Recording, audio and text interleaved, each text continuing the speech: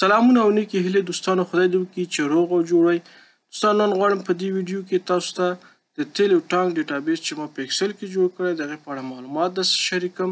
دوستانو، اکسل یو ډېر پیاوړی سافټویر دی چې په دې کې تاسو کولی شئ مختلفو توکو دپاره، مختلفو کاروبارونو دپاره ډیټابیسونه جوړ کړئ. تېر ځل ما مخکې د ګودام یا دوکاندارۍ دپاره جوړ کړی و، بیا مې د درملتون دپاره هم جوړ کړو، د خیاطۍ او داسې نور. نو اوس رالم د تیل او ټانک دپاره چې دا یو ډېر پیچلي حسابونه هم لري، لکه اخلي په ټن باندې، خرڅوئ په لیټر باندې، اخلي په ډالر باندې، خرڅوئ په افغانۍ باندې. همداسې د صرافانو حساب دی، د اسعارو تبادله پکې کېږي، او ثقلت او دا نور ټول کوم جزئي محاسبات چې دي دا ټول په دې کې کېږي. همدا ډول تیل تاسو ورکوئ په قرض باندې، د هر پلورونکي یا د پیرودونکي حسابونه دي او د هغې محاسبې دي او بیلانسونه دي. تاسو لومړی په دې صفحه کې تاسو وینئ چې د اصلي پاڼه ده. په دې صفحه کې مونږ د ټولو محاسبو خلاصه وینو، او دلته هم ورځې دي چې مونږ غواړو د کومو ورځو محاسبه وګورو. که تېره 7 ورځې غواړو یا تېرې هفتې، نو 7 ورځې ورته لیکو. یا هم دلته د پیل نیټه ده او د پای نیټه ده، د دې دواړو نیټو ترمنځ چې کوم معاملات ترسره شوي هغه موږ ته راوړي. نو اوس دپاره تاسو ګورئ چې دا ټول صفر دي، خالصه ګټه، تیلو پاتې ارزښت او دا هر څه صفر دي. لکه اوسه پورې موږ دې کې ډیټا انټري نه ده کړې یا خریداري مو نه ده کړې. نو لومړی به راشو، موږ به تیل به واخلو، بیا به تیل خرڅ کړو، بیا به د هغې باقي پیسې چې وي هغه به هم بیلانسونه به ترسره کړو یا صفر کړو. نو راځم دلته لومړی د پلورونکو بیل ته. پلورونکو بیل کې یعنې موږ کولی شو تیل واخلو. دا یو فاکتور یا بیل غونډه کې فارم دی چې په دې کې د بیل نمبر لیکل شوی، نیټه ده، او دلته موږ د پلورونکي حساب انتخابوو، شرکت هم په خپله راځي. نو دا ټول بیا موږ کولی شو په نورو ویډیو کې په ټول جزئیاتو سره باندې وغږیږو. نو اوس دپاره زه غواړم چې په لنډه ویډیو کې تاسو ته دا معرفي کړم. نو خرید محصول دا څوک چې اخلي د هغې نوم دی او نقده ده. د شرکت بیل یعنې کوم شرکت چې تاسو باندې تیل خرڅوي د هغه به یو بیل نمبر وي، او بیل نمبر تاسو دلته ولیکئ تر څو تاسو سره د هغې حسابي معلومه شي. دا بیا د ډالرو نرخ دی، د نن ورځې ډالر نرخ. نو راځو دلته ما ټول توکي لیکلي دي، تاسو کولی شئ په دې ډول باندې یو توکی انتخاب کړئ. چې اوس دا پټرول عادي ما انتخاب کړي، دا یې ټن دی، څو ټنه موږ اخلو، 2 ټنه فرض مثال. دا یې هم ثقلت دی 0.72، 1.8، دا خو ډېر لوی دی، دا به زه 1 ولیکم. صحیح شو. همدا ډول دا تاسو ثقلتونه ورته خپله کوم حقیقي ثقلتونه دي چې هغه ورته ولیکئ، نو کوم مشکل نشته دی، تاسو کولی شئ دا کې تغییر راولئ. دې ترتیب باندې دا اوس ما جوړ کړل. نو دا تفصیل لیکل شوی چې څو ټنه پټرول دي، څو ټنه ګاز دی، تفصیل لیکل شوی. دا یې هم فی ټن نرخ دی، دا تاسو خپله ورته لیکلی شئ چې مثلا $1200 کوئ یا $1900 فی ټن. صحیح شو. دا یې مجموعه پیسې دي، په 1 ټن دونه دی، نو 2 ټنه پیسې دونه کېږي. دا د ذخیرې دی، د هر تیل چې کوم تاسو تیل اخلي په کومه ذخیره کې اچوئ، دا ذخیره ورته انتخابېږي. صحیح دی. نو دا یې پرچون مقدار دی چې 2 ټنه په دې ثقلت باندې 2 لیتره تیل راځي، او پرچون نرخ یې خرید یې څونه راځي. دې ترتیب باندې نو دا اوس موږ ولیکل، جمله پیسې راځي $1,900. فرض مثال موږ اوس لپاره دې ته ورکوو $1,900. $1,900 موږ رسید کوو، باقي $12,000 به بیا موږ هفته په هفته دې ته رسید کوو. دا یې هم د دې مقابل افغانیو باندې متبادله ده، یعنې $14,200 څو افغانۍ کېږي د نرخ سره. کولی شم دا ذخیره کړم، دا مې ذخیره کړو. صحیح شو. او د بل بیل دپاره کولی شم دا صفر کړم، دا به پاک شي. نو دا بیل ذخیره شو، او اوس به راشم اصلي پاڼې ته. اصلي پاڼې ته راغلم، تاسو وګورئ چې اوس موږ دپاره یو څه معلومات راغلل. خالصه ګټه لا تر اوسه په منفي کې ده، ځکه موږ لا شیان نه دي خرڅ کړي، او خریداري باقیداري چې ده دا په افغانیو کې 8,40,000 یا په ډالرو کې چې ده $12,000 ځکه موږ $14,900 واخیستل 1100 تحویل کې او $12,000 باقیداري لرو او دا یې معادل افغانۍ دي. صحیح شو. اوس به موږ راشو چې یو څه تیل خرڅ کړو بیا به بیرته دلته راشو چې بیا څنګه محاسبه شوي دي. را به سم دلته شیفټونو ته دا په کلیک کړم او دلته هم ما بیل یو څه تیار آماده کړی دی. دا د پایې پیل دی او دا یې پای دی. د پایې ریډینګونه دلته دي. کس راځي مسؤل کس دلته خپل نوم لیکي. معامله نمبر فرض مثال زه دا اول معامله ده او دا سهار شفت دی. نو وی کتل اوس فرض مثال شروع د ابتدا ده 0 دی هر څه او د پای کار په پای کې دا ټول 0 شول. یعنی ریډینګ د پایې په آخر کې 0 د هر یو توکي اوس ما 0 نیولي. دا د پایې نمبر دی او دا د ذخیره نمبر چې د پایې ته نښتی دی. دا جنس دی چې کوم جنس په دې کې د پایې سره دی او دا یې خرڅ شوی مقدار دی. یعنی دلته 0 نه تر 0 پورې 0 لیتره خرڅ شوي دي. دا یې هم کوم نرخونه دي چې تاسو کوم نرخ باندې خرڅ کړي دي. دلته هم تاسو ته نرخ خرید ښیي. نو دلته تاسو د هغې مطابق یا د اتحادیې مطابق خپل نرخ ورکولی شئ یا هر نرخ چې ستاسو خپله خوښه وي. نو دا نرخ یو څه ډیر لوړ دی. دا به زه 55 کم او دا 65 صحیح دی او یا دی دا به زه 68 کم. دا هم ډیر جګ دی. دا به 70 کمه او دا هم ډیر جګ دی. دا به 65 کم. څه حقیقي نرخونه راشي. نو دا یې هم ګټه ده. صحیح دی چې موږ اخیستلي دي په دې نرخونو باندې خرڅوي په دې نرخو باندې. نو دا یې نرخ دا د دې دواړو ترمنځ تفاوت دی. په افغانیو دا ګټه ښودل کېږي. نو زه به دا سی ووهم. اوس دا ذخیره شو. اوس به بیرته راشم اصلي پاڼې ته. نو دلته وګورئ یو څه تغییرات پکې راغلل. خالصه ګټه لا هم په منفي کې ده. پاتې تیلو ارزښت هم موږ ته اوس ښودل کېږي چې د 6,50,888 افغانیو تیل افغانیو په ارزښت موږ لا تیل په ذخیره کې لرو او د تیلو ټول خرڅلاو دلته دومره شوی دی چې موږ خرڅ کړل که نه.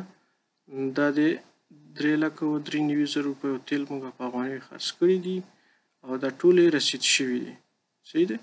او دا یې هم باقیداري موږ بیخي نه لرو اوس دپاره. صحیح شو. دلته هم بیلانس دلته د تیلو هم سون توکو بیلانس دی. دونه تیل راغلي دي 2 ټنه موږ اخیستي وو. دا 0 لیتره هم خرڅ کړل. نو 2 لیتره بیلانس پاتې دی. دا هم بیا د تیلو ټانکر کې د تیلو باقیداري درته ښیي. فرض مثال د ټانکر کې یا د ذخیره کې 20 لیتره ظرفیت لري. دونه ورته راغلي دونه ترې وتلي دي او بیلانس په لیتر یعنې 2 لیتر اوس پکې پاتې دي په لیتر حساب باندې. نو دا یې هم سقلتونه دي. دا یې وروستی سقلت دی. دا پخوانی یعنې که موږ چېرته تیل 2 ځلې واخلو یو څه د پخواني پاتې یو څه اوسني نور واخلو نو د دې بیلانس بیا موږ دلته ښیي په ټن باندې. دا به د دواړو سقلتونو ترمنځ اوسط دلته موږ ته وښیي. په ډېر دقیق حساب سره به موږ ته وښیي چې څونه په ټن حساب باندې څونه پاتې دي. ښه نو دا د محاسبه وشوله. اوس خو تاسو ته معلوم دی چې موږ کوم تیل خرڅ کړل. په دې کې به حتما څه داسې مشتریان راغلي چې هغه موږ سره کاته لري حساب لري او هغه به موږ ته پیسې نغدې نه وي راکړي. لکه موږ چې کوم تیل دلته خرڅ کړل دا 10,000 لیتره په دې کې به حتما څه معامله داسې شوي وي چې هغه به موږ ته پیسې نغدې نه وي راکړل شوي. نو راځو د هغې کاتو دپاره د پیرودونکو بیل برخه هلته شته ده. په دې باندې کلیک کړئ او دلته بیل نمبر تیار لیکل شوی دی. نو کوم کس چې تاسو نه تیل په قرض باندې وړي یا قرارداد هم وي ورسره لومړی به تاسو هغې دپاره یو حساب جوړوئ. دلته حسابونو برخې ته راشئ. هلته وګورئ دا شکیب دی مثلا ډریور دی. د دې شرکت ډریور دی تاسو نه تیل وړي. ټول معلومات یې دلته شته دي. شرکت مدیر څوک دی او په کوم ځای کې ادرس دی او د شرکت نمبر او دا د خپل نمبر. صحیح شو. نو زه بیرته راځم د پیرودونکو بیل ته.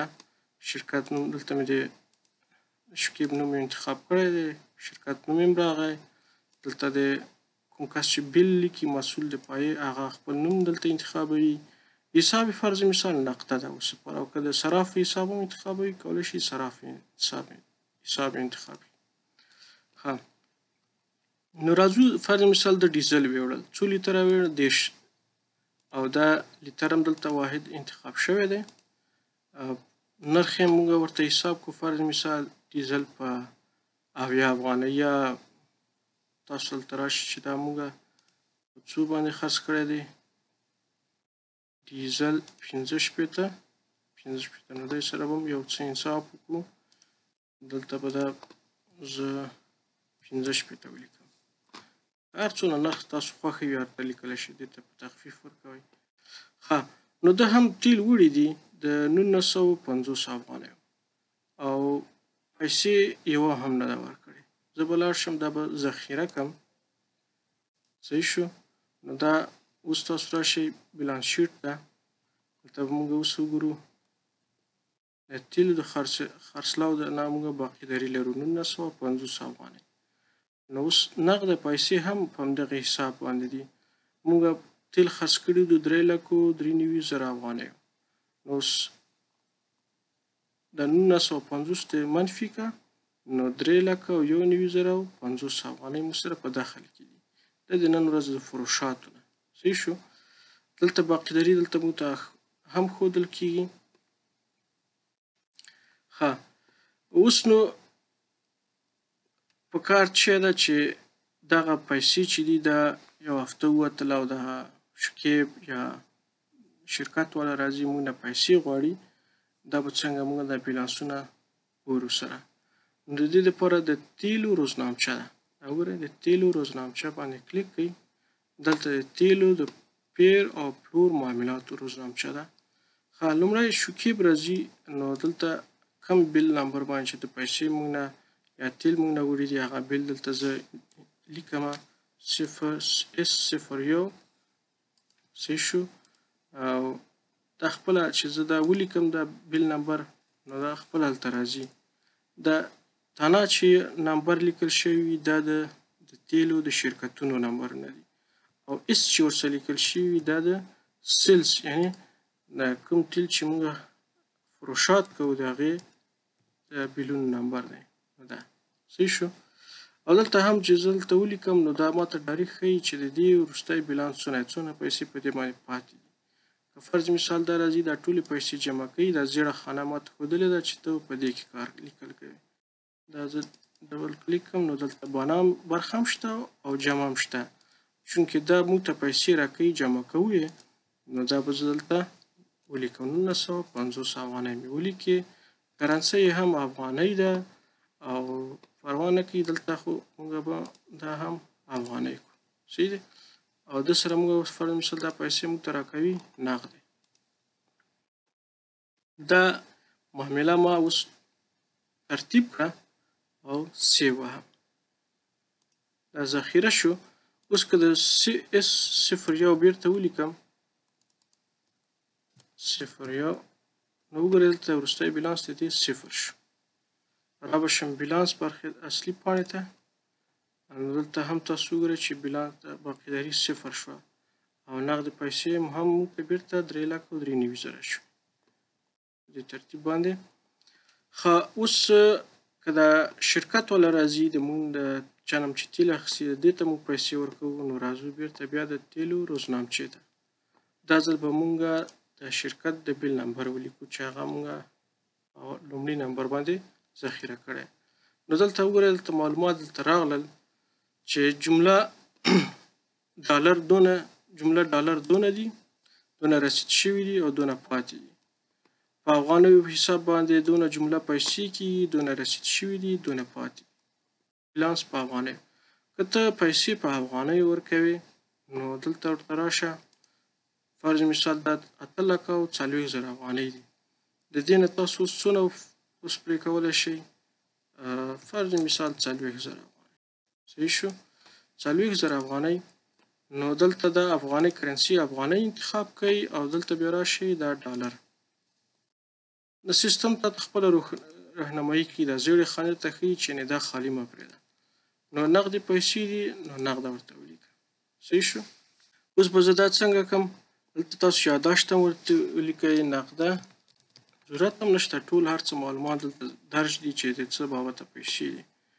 دا 40,000 افغانۍ زه ذخیره کوم. زه اوس دا نمبر که بیا ووهم نو تاسو وګورئ دلته تغییر راغلی دی چې وروستی بیلانس په ډالرو اوس څونه پاتې دي. صحیح شو. لکه موږ د 40,000 معادل افغانۍ یا ډالر ورکړل دې ته. اصلي پاڼې ته راځم.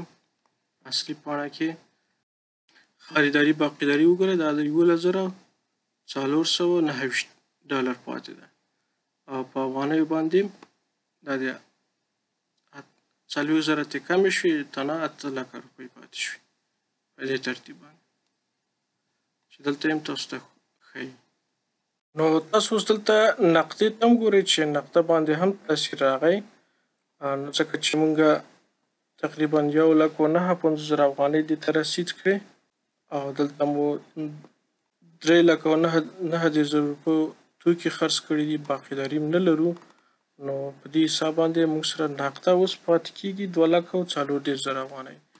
یو شي ته مو فکر وي که تاسو چېرته صراف ته هم پیسې انتقالوئ، مثلا دلته د تیلو روزنامچه کې ډایرکټ دلته چې انتخاب کړئ او صراف انتخاب کړئ یا هم نقدې انتخاب کړئ.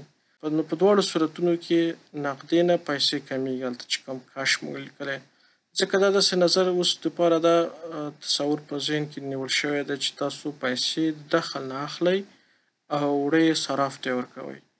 نو په دې صورت کې تاسو دا یوازې څارئ چې کوم صراف ته څونه پیسې ورکړي یا څونه پیسې ورسره ستاسو پاتې دي، صرف د پیسو ټریکینګ یا هغه ردیابي کوئ. باقي که حواله یې کوئ او که نقدې ورکوئ نو په دواړو صورتو کې پیسې د نقدې نه کمیږي یا دخل نه کمیږي. نو په دې حسابونو به مو سر خلاص شوی وي چې د پیرودونکو بیلانس څنګه صفر کیږي او د پلورونکي بیلانس. اوس د تیلو روزنامچه مو د دې لپاره وکاروله او را به شو اوس متفرقه کې مونږ څه کولی شو، اضافي عواید دي، لکه مثلا تیلو ټانک سره تاسو عاید لرئ د پارکینګ نه، د موټرشویي نه یا موبلایل نه یا نور خدمات لرئ، نو د هغې حساب نه یا هم دلته لګښتونه مصارف ډوډۍ ده، معاشونه دي یا نور برېښنا بیل دی، دا شیان دي، دا تاسو دلته کولی شئ ذخیره کړئ، ثبت یې کړئ. لومړی دلته تاسو به انتخابوئ چې دا مصرف ده او که انکم ده. نو تاسو که په انګلیسي نه پوهېږئ مشکل نه لري، تاسو دلته یو انتخاب کړئ، دلته خپله معنا درته لیکي چې عاید صحیح ده، او که ایکسپنس وي دلته مصرف، رنګ یې هم زیړېږي د مصرف. نو اوس فرض مثال تاسو ډوډۍ خورئ، هلته ورته ولیکئ ډوډۍ ده، جمله د دې شولې 500 روپۍ او رسید هم کړئ 0. صحیح شو. نو 500 روپۍ دلته بیلانس ده. نو تاسو څه وکړئ دا ذخیره کړئ. صحیح شو. اوس ډېر داسې بیلونه تاسو ثبت کړل او راغی دا جمال د دغه رستوران مالک او دا تاسو نه اوس حسابي غواړي چې ما ته پیسې را خلاصې کړي. دلته زه څنګه د دې نوم ولیکم، دلته ګورئ وروستی بیلانس ما ته وښودو چې موږ د دې نه 500 افغانۍ قرضداره یو او که نور توکي مو هم دغسې اخیستي وي غیر د جمال نه، نور مصارف مو هم کړي وي، په هغې کې موږ باقیداري لرو، نو دلته یې موږ ته ښیي. نو اوس لپاره دا جمال په نظر کې نیسو او را به شو د دې د پیسې ورکوو. پیسې د څه شي ورکوو؟ فرض مثال باقیداري. نو 500 روپۍ موږ چون باقي یو نو بیا دپاره موږ دلته جمله نه لیکو. ښه، که چېرته جمله ولیکئ نو دا بیا تاسو چې نور بیلانس اضافه شي. نو دا هلته ما تاسو ته لیکلي د پخواني معاملې بیلانس صفر کولو لپاره جمله خانه خالي پرېږدئ. نو دلته راشئ، دلته اوس به دغه 500 روپۍ ولیکئ. صحیح شو. او 500 دا وینئ ګوره دلته منفي راځي، نو دا بیلانس به هغه پخپله صفر کړي. نو د دې سړي اوس تاسو حساب انتخاب کړئ او ګوره دا صفر دی. همدا ډول اوس احمد د دې ته تاسو معاش ورکوئ، فرض مثال سنبلې معاش، فرض مثال اوس ورکوئ تاسو دته 8,000 افغانۍ د میاشتې هغه دی معاش دی، اوس دپاره ورکوئ ورته 2,000 روپۍ د جیب خرچ، نو پاتې کېږي 6,000 افغانۍ. زه دا ذخیره کوم دغسې. بیا راغی احمد ته هم دا ځل ورکړې یو څه نورې روپۍ او اوس هم ورته ورکړې سنبلې میاشتې بیا معاش دی. څونه ورکړې وې؟ 8000 روپۍ وې که نه. نو څونه پاتې کېږي؟ دلته لیکلي دي 6000 روپۍ. 6000 هم ورته ورکړه، بیلانس به دلته صفر شي، دلته منفي راځي، د باندې اوس به دا دلته صفر کړي. وګورئ نو د احمد د سنبلې د میاشتې معاش صفر شو، خلاص شو. ښه نو اوس راشئ بیلانس شیټ ته یا اصلي پاڼې ته. دلته اوس تاسو ته ټول ښیي په هر اندازه چې تاسو تیل خرڅوئ دا به د کاشن نه به دا ورو ورو هیلتي ته ځي. نو څونه چې تاسو په دلته شفټ کې بله ورځ دپاره نور تیل خرڅ کړئ نور تیل خرڅ کړئ نو ستاسو بزنس به ورو ورو د شین غمی ورکړي چې بزنس هم ښه دی او ښه روان دی. نو په دې ترتیب باندې دغه تیلو ټانک ډیټابیس کار کوي. امید چې ستاسو خوښ شوی وي. که تاسو بیا هم څه پوښتنه لرئ نو پوښتنه مو راسره شریک کړئ. انشاءالله زه به درسره همکاري کوم. ښې چارې ښه وختونه.